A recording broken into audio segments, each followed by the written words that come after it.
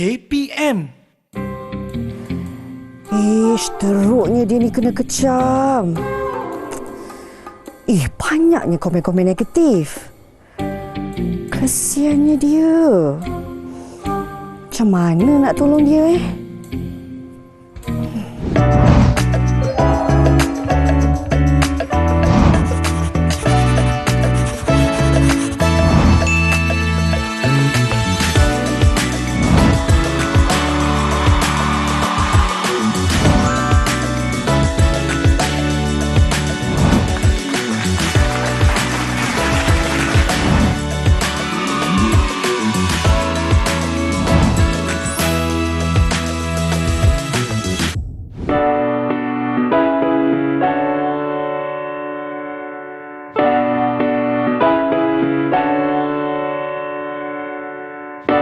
Assalamualaikum dan salam sejahtera. Hari ini anda bersama saya Hazrina Kasim dalam program Counselling yang pastinya kita nak bawakan satu topik perbincangan yang menarik khususnya untuk murid-murid yang sedang menonton ketika ini.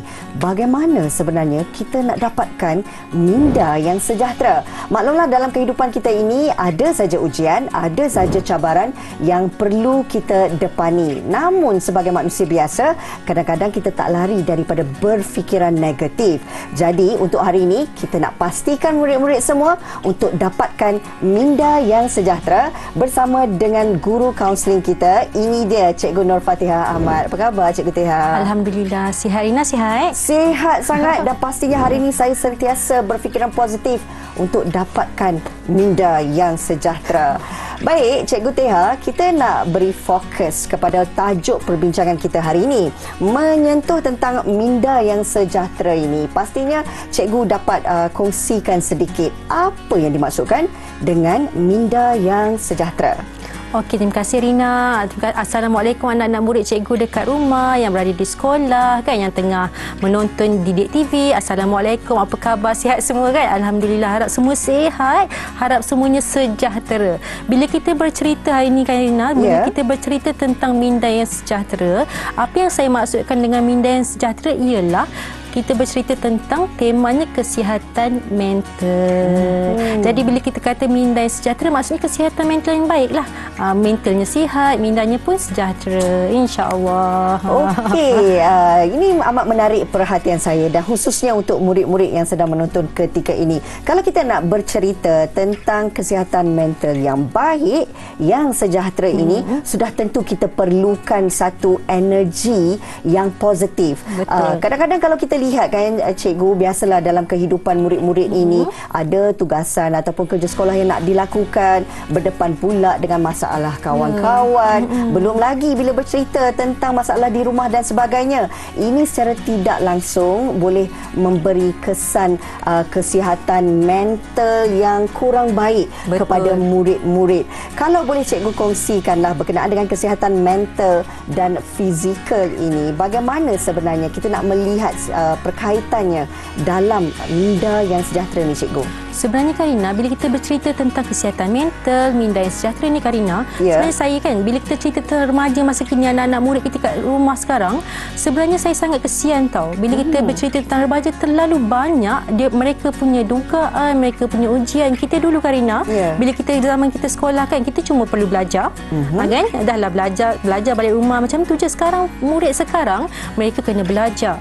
Mereka kena menghadapi pandangan masyarakat terhadap mereka di media sosial kan, pandangan ibu bapa terhadap mereka di rumah, macam mana mereka nak diterima di sekolah, tambah pula sekarang PDPR, terlalu banyak sebenarnya dugaan, ujian, cabaran untuk remaja-remaja dekat rumah sekarang. Jadi sebenarnya mereka sangat ada satu generasi, orang kata satu generasi yang sangat-sangat mencabar, sangat banyak cabaran, sangat banyak dugaan. Jadi hari ini kita nak berkongsi, cikgu nak berkongsi dengan anak-anak murid dekat rumah semua, macam mana serba sedikit kita nak hadapi cabaran dugaan supaya minda, supaya kesihatan mental anak-anak murid dekat rumah ni terjaga dan sejahtera. Dan sebenarnya Rina, nak tahu kenapa bila kita cakap tentang kesihatan mental ni, kenapa dia penting? Sebabnya bila kita punya dalaman ni tak sihat, bila mental kita tak sihat, terganggu, dia akan nampak dekat luaran tau.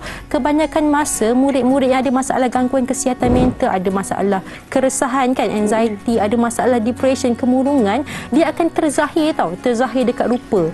Dan di kebanyakan masa kalau ikut tengok dekat laman web KKM, Kementerian Kesihatan Malaysia pun ada menyatakan kalau orang tu stres, kalau orang tu ada kemurungan, dia akan terzahir dekat luar. Akan ada gangguan risiko serangan jantung, risiko untuk stroke, risiko untuk penyakit-penyakit yang berbahaya seperti kanser dan sebagainya, Rina. Kesan yang sangat besar sebenarnya, cikgu, kalau kita tak jaga minda kita ini supaya dalam keadaan positif dan juga sejahtera. Saya tertarik bila cikgu sentuh tentang PDPR. Ini adalah satu norma baru dalam dunia pendidikan. Kalau kita lihat, dahulunya memang mudah, cikgu. Kita ada pengajaran dan pembelajaran secara bersemuka. Kita dapat berinteraksi dengan kawan-kawan kita dan kita sendiri sebenarnya rasa lebih terbuka untuk melakukan apa saja aktiviti. Namun bila adanya PDPR, segala-galanya bergantung pada diri sendiri. Ini yang memberikan bak kata cikgu tadi, tekanan, kemurungan dan juga keresahan. Dari sudut begini, bagaimana sebenarnya kita nak melihat murid-murid ini supaya menjadikan ia sebagai satu pembelajaran yang menyeronokkan dan membina minda yang sejahtera? Okey, bila kita cakap tentang PDPR ni, Karina, kan, sebenarnya kita tak boleh lari dari gadget, betul tak? Betul. Bila kita cakap pasal PDPR, nak tak nak mesti ada gadget, mesti ada internet. Benda-benda ni sebenarnya menyumbang kepada tekanan murid-murid sekarang dekat rumah. Betul kan? Anak murid semua ada internet, semua ada gadget, betul tak? Mesti paling tidak seorang mesti ada handphone.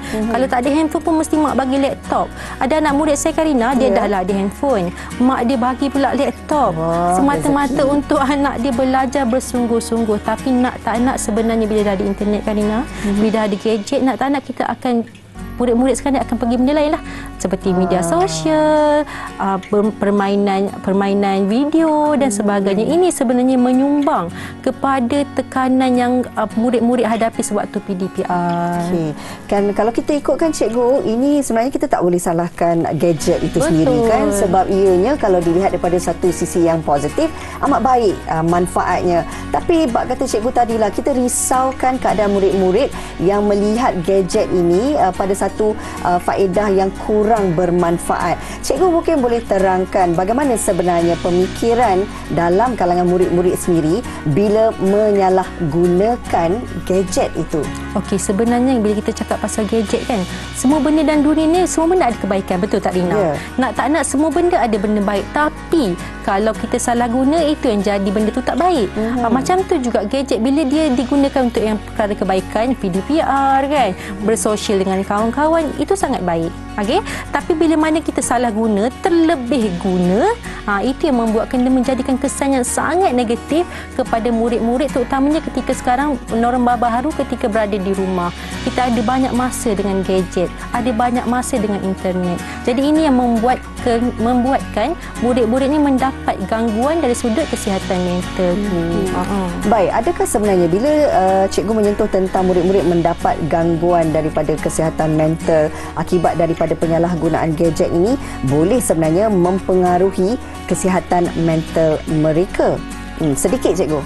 Okey, lepas ni saya akan kupas dengan lebih lanjut. Sebenarnya bila kita bercerita tentang media sosial ni, dia sangat besar, sangat banyak yang saya nak kongsikan dan nak ajar tip dan panduan untuk anak-anak murid kita supaya tidak terganggu dan tidak membuatkan mereka punya kehidupan jadi huru-hara, tau, Rina. Jadi lepas ni kita akan kongsi dengan lebih lanjut lagi, insya-Allah.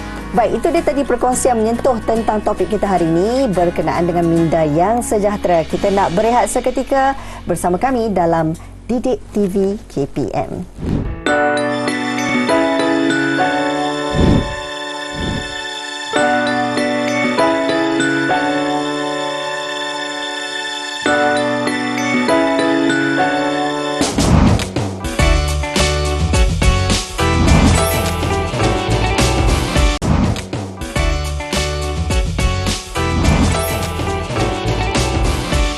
Kita kembali bersama dalam program Kaunseling di Didik TV KPM yang pastinya fokus perbincangan pada hari ini menyentuh tentang minda yang sejahtera. Bagaimana kita nak dapatkan kesihatan mental yang baik dan juga bagaimana untuk hidup lebih positif bersama dengan Cikgu Teha. Cikgu, saya suka untuk melihatkan kepada kehidupan dunia remaja hari ini. Kebanyakan daripada mereka memang hidup berasaskan teknologi yang ada dengan setiap gadget yang diberikan ibu bapa. Pastinya ramai dalam kalangan murid-murid ini menggunakannya untuk tujuan pendidikan bagi kelas PDPR dan sebagainya. Namun kita tak boleh nafikan, Cikgu, bila ada dalam kalangan murid-murid ini berdepan dengan masalah-masalah yang pastinya boleh membuatkan kesihatan mental mereka terganggu. Contohnya, Cikgu, bully cyber, masalah kecam fizikal ataupun body shaming ini. Bagaimana sebenarnya masalah-masalah ini boleh mempengaruhi kesihatan mental remaja kita? Terima kasih, Rina. Bila kita cerita tentang kesihatan mental dan media sosial dengan Rina dan gadget ni, sebenarnya dia sangat berkait rapat. Bila kita tengok kan, bila kita tengok pelajar-pelajar, murid-murid di rumah sekarang tengah menggunakan gadget, menggunakan internet, nak tak nak, secara tak langsung mereka akan menggunakan social media ataupun media sosial kan. Dan bila Rina tadi ada sebut tentang body shaming, ada sebut tentang bully cyber. Betul, Rina, saya sangat setuju sebab saya banyak terima kes, saya banyak terima klien yang berkaitan rapat dengan gangguan-gangguan media sosial seperti bully cyber dan juga body shaming sebentar tadi. Jadi bila kita bercerita tentang penggunaan media sosial anak-anak murid dekat rumah, nak tak nak hari ni kan semua orang akan ada media sosial. Nak tak nak semua murid ada media sosial. Kenapa? Sebab mereka tak nak ketinggalan. Okey, bila tak nak ketinggalan, semua orang nak tak nak dia kena ikut trend, dia kena ikut sekarang kawan-kawan dia ada Instagram, ada TikTok, dia pun kena ada. Kalau tidak, dia akan rasa ketinggalan. Dan bila mana kita sebut tentang gangguan media sosial, Rina, saya percaya kita pernah dengar banyak kes kan, banyak kes yang melibatkan gangguan media sosial, yang ada ramai yang ikut trend untuk trend TikTok, cabaran-cabaran di TikTok ramai nak kena buat, akhirnya yang melibatkan sampai dia terjatuh bangunan, ada yang terjatuh daripada landasan kereta api dan sebagainya, semua semata-mata mengikut cabaran di TikTok, Rina. Dan juga tak kurang juga, kalau siapa masih ingat, kalau Rina masih ingat kan, ada satu kes di Sarawak tak silap saya pun ada berkaitan dengan sosial media juga. Dia tanya, dia siap buat, sekarang ni ramai kan di media sosial buat undian, nak kena pakai baju apa kan. Jadi rakan-rakan di media sosial pilih Karina apa tindakan dia lepas ni, dia nak buat apa. Jadi ini sebenarnya satu masalah yang sangat besar sebab di media sosial kita, even termasuklah kita sendiri, kita tak ada sangat tanggungjawab tu sebab kita tak jumpa, tak kenal orang. Kita kenal di media sosial, kita tak ada tanggungjawab untuk dia sihat ke tidak, dia cantik ke tidak, suka hati dia, sebab kita tak kenal. Jadi di media sosial ni persahabatan tu tidak berasaskan tanggungjawab. Jadi dia boleh je nak undi supaya orang tu cedera, orang tu pakai tak cantik, orang tu dimarahi oleh mak dia, kita boleh undi apa saja ikut suka hati. Jadi ini sebenarnya memberi satu kesan yang sangat negatif kepada remaja dan juga anak-anak murid kita di rumah sekarang sebenarnya, Rina. Kalau kita lihat, Cikgu, ini antara isu ataupun masalah yang mana tanpa kita sedar boleh memberi pengaruh yang tidak baik kepada murid-murid kita. Apatah lagi dalam situasi kadang-kadang tak ada kawalan dari segi penggunaan gadget tersebut, dan ibu bapa mungkin tak tahu apa yang sebenarnya tujuan anak-anak menggunakan gadget ini selain daripada PDPR. Daripada sudut untuk kita menjaga kesihatan mental ini, Cikgu, bila menggunakan media sosial, bagaimana caranya? Yang penting untuk murid-murid itu sendiri dan juga pantauan daripada ibu bapa. Okey, Rina, bila kita sebut tentang penggunaan media sosial ni, Karina, tentang ibu bapa, tentang cara nak jaga, saya sebenarnya nak kaitkan sikit dengan beberapa teori anak murid kat rumah dengar anak-anak murid Cikgu sekarang yang berada di rumah, dengar betul-betul supaya bila anda guna media sosial, anda tak terambil kesan yang buruk. Yang pertama, kenapa media sosial ni mengganggu? Yang pertama tadi sebentar saya sebut gangguan dalam termasuk bully cyber. Kan bila kita dibully cyber, ingat Rina, sebenarnya bully cyber ni kita jadi mangsa buli. Boleh jadi juga kita ni pembuli sebenarnya. Macam mana kita boleh jadi pembuli, Rina? Contohnya kecam. Sekarang semua orang mengecam kan. Anak-anak murid kata tak habis-habis tak habis kecam kan. Apa kau pakai baju macam ni buruk? Itu sebenarnya satu buli cyber, Rina. Kenapa kulit kau tak berapa putih, tak cantik lah. Sekarang kita tengok banyak kan di media sosial, di TikTok kan. Orang menangis-nangis depan TikTok orang sebab kena kutuk kulit dia tak berapa cerah kan. Itu sebenarnya satu buli cyber. Anak-anak murid tolong sangat-sangat jangan jadi pembuli. Dan kalau anda jadi mangsa buli, macam mana nak buat? Sila laporkan. Boleh laporkan kepada guru kalau dibuli di sekolah kan, ataupun boleh laporkan kepada SKMM. Sekarang dah ada tau, Rina, dah boleh laporkan. Jadi tolong jaga, jangan jadi mangsa buli, dan yang paling penting jangan jadi pembuli. Itu yang pertama. Okey. Dan yang kedua, Rina, bila kita cakap tentang media sosial kan, anak-anak murid cikgu kat rumah, bila kita cakap tentang media sosial, kenapa media sosial ni boleh mengganggu? Sebab ada satu teori orang panggil sebagai behavioral displacement. Kita rasa hidup kita dah semua kat media sosial.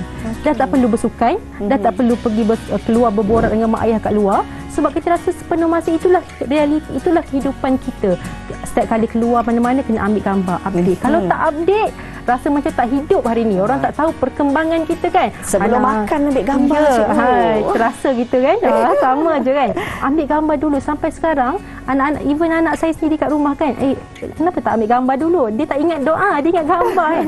Punyalah kebiasaan ni kena update di media sosial. Jadi ini menyebabkan kita lupa sebenarnya kehidupan kita bukan di media sosial, tapi kehidupan sebenar kita di luar. Termasuklah anak-anak murid kita dekat rumah, Rina. Kebanyakannya sekarang semuanya di media sosial. Tapi akhirnya bila kat rumah semua baring dalam bilik.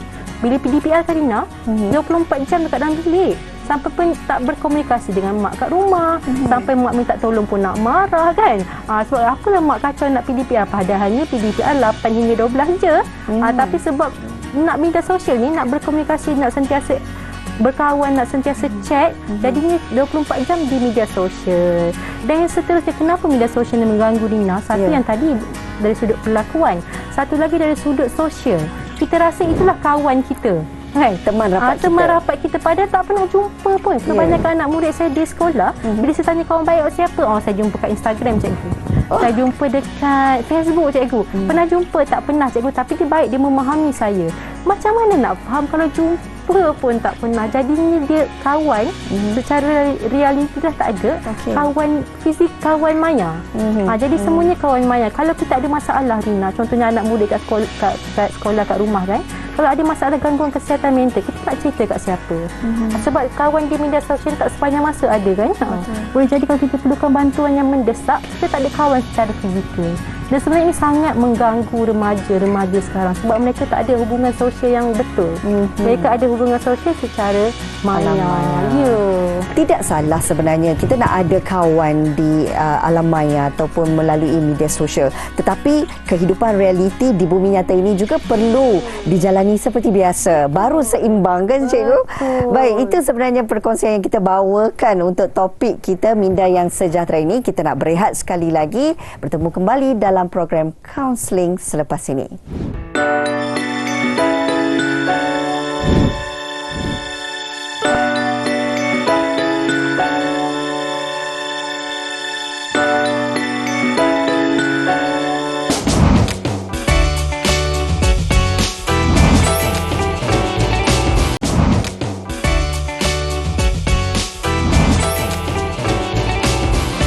Kembali lagi bersama kami dalam program Counselling di Didik TV KPM, dan pastinya fokus perbincangan hari ini kita nak membawakan kepada satu minda yang sejahtera dalam kalangan murid-murid sendiri. Penting sebenarnya, cikgu, kan, untuk kehidupan murid-murid ini, biarpun ada banyak mungkin cabaran dan tugasan yang perlu dilakukan, minda sentiasa kena sejahtera.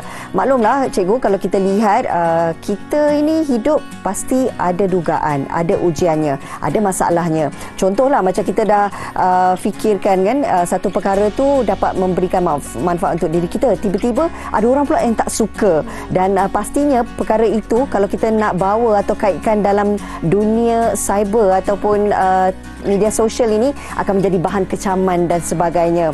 kadang-kadang kita rasa macam tak ada siapa nak bantu kita, nak mengadu dengan ibu ayah. Mungkin kita rasa perkara ni terlalu peribadi, tak sesuai nak cerita, nanti kena marah. Tapi nak bercerita dengan kawan, takut salah kawan, kita pula yang dimarahinya. Jadi cikgu, bila dalam keadaan kesihatan mental kita yang semakin orang kata sukar untuk kita buat keputusan ini, bagaimana sebenarnya seseorang murid itu boleh mendapatkan bantuan? Okey, Rina, macam ni. Bila kita minta pertolongan penting, tapi yang lebih penting ialah minta pertolongan dari orang yang betul. Kadang-kadang kita minta pertolongan daripada orang yang salah pun bahaya juga kan? Tak membantu. Tak membantu. Dia bukan saja tak membantu, tambah boleh jadi menambahkan, memburukkan keadaan. Betul, Rina. Di kebanyakan masa, murid-murid saya di sekolah ataupun murid-murid di sekolah, di kebanyakan masa mereka memang boleh minta pertolongan, tapi mereka meminta pertolongan dari orang yang salah. Kan? Kadang-kadang tanya dekat media sosial, patut ke saya marah dia? Itu sebenarnya satu bentuk meminta pertolongan, tapi dari orang yang salah, media sosial. Sebab orang di media sosial, dia tak ada tanggungjawab, Rina. Dia boleh je tak payah kan? Dia tak ada apa-apa tanggungjawab. Dia tak perlu, dia tak akan dipersalahkan. Jadi minta pertolongan dari orang yang betul. Yang pertama, orang yang betul yang pertama. Yang pertama boleh jadi ibu bapa, Rina. Tapi bila kita cerita tentang ibu bapa, kebanyakan masa remaja sekarang dia tak suka cakap ibu bapa. Sebab dia takut mak ayah dia marah dia kan? Dia takut mak ayah dia hakimi dia, adili dia kan? Jadinya dia akan bercerita dengan kawan. Tak ada masalah, Rina. Nak bercerita dengan kawan okey, tapi kawan yang macam mana? Kalau kita tahu kawan tu boleh memberi nasihat yang baik pada kita, pergilah, boleh cerita kat kawan. Tapi kalau kita rasa kawan kita bersama je lebih kurang macam kita kan, aku minta nasihat dia lagi teruk, aku rasa baik jangan. Minta pertolongan daripada guru kaunseling. Kat sekolah semua ada guru kaunseling kan? Minta pertolongan daripada guru kaunseling, jumpa dengan cikgu, cakap cikgu saya ada masalah. InsyaAllah cikgu akan membantu. Selain daripada itu, ahli keluarga yang lain, kalau tak ada ibu bapa, rasa ibu bapa akan adili kita kan, akan marah, kita boleh cerita dengan nenek kan, dengan nenek. Kita rasa nenek itu mesti sayang kita, dia mesti bagi nasihat yang baik, betul tak? Nenek pun boleh. Nak ceritanya, asalkan kita bercerita, insya-Allah kita akan okey. Selain daripada ahli keluarga, selain daripada kawan, kita boleh juga dapatkan bantuan dari pihak-pihak yang pakar. Daripada doktor di klinik kan, ataupun daripada, kalau kita malu sangat nak cerita kat orang, kita malu sangat nak bercakap depan-depan, kita boleh call, Rina. Sekarang ni mudah sangat. Sebab kesihatan mental ni benda yang sangat dititik beratkan sekarang. Jadi nak call pun boleh, Rina. Talian daripada KKM yang KKM sediakan, contohnya talian kasih 15999. Saya ingat, Rina, sebab nak ceritanya talian tu sangat penting. Sebab KKM, Kementerian Kesihatan Malaysia sekarang pun banyak gariskan tentang program-program minda sihat ni, program-program kesihatan mental ni. Sebab benda ni sangat-sangat penting. Jadi kalau awak rasa malu nak bercerita kat cikgu, anak-anak murid sekarang kat rumah ni kan, malu nak cerita kat cikgu, malu nak cerita kat kawan, malu nak cerita kat parents, malu nak cerita dekat nenek ke siapa kan, boleh call. Mereka tak akan hakimi anda, mereka tak akan, itu pun masalah, tak akan. Mereka akan terima anda tanpa syarat, mereka akan dengar dan mereka akan bantu sedaya upaya yang mungkin, Rina. Dan yang pastinya, Pak kata Cikgu Teha tadi, kena dapatkan pertolongan ataupun bantuan daripada orang yang tepat, orang yang betul. Okey, Cikgu jelas di sini berkenaan dengan minda yang sejahtera ini. Mungkin sedikit rumusan daripada Cikgu Teha berkenaan dengan topik kita hari ini.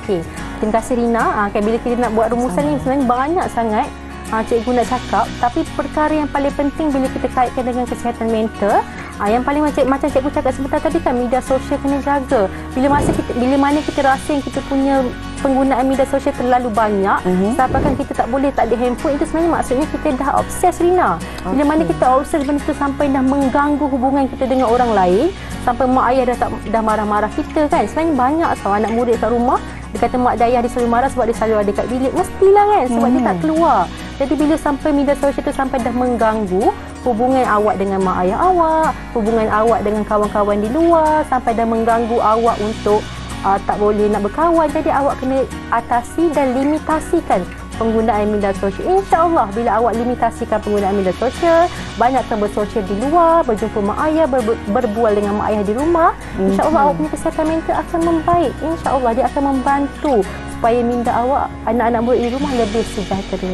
Limitasikan penggunaan media sosial dan banyakkan berkomunikasi dengan ibu bapa ataupun rakan-rakan secara realitinya. Betul. Terima kasih. Kita nak ucapkan kepada Cikgu Nur Fatihah Ahmad selaku guru kaunseling kita hari ini. Mudah-mudahan ianya menjadi satu manfaat untuk kita mendapatkan kehidupan yang lebih positif dengan minda yang sejahtera. Jumpa lagi bersama kami dalam program kaunseling di Didik TV KPM. Assalamualaikum.